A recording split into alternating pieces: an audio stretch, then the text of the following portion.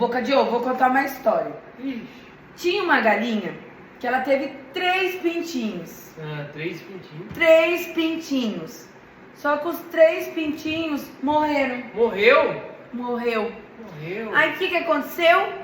Eles foram pro céu. Eita, Glória. Chegando lá, a porta tava quase se fechando. Aí o que aconteceu?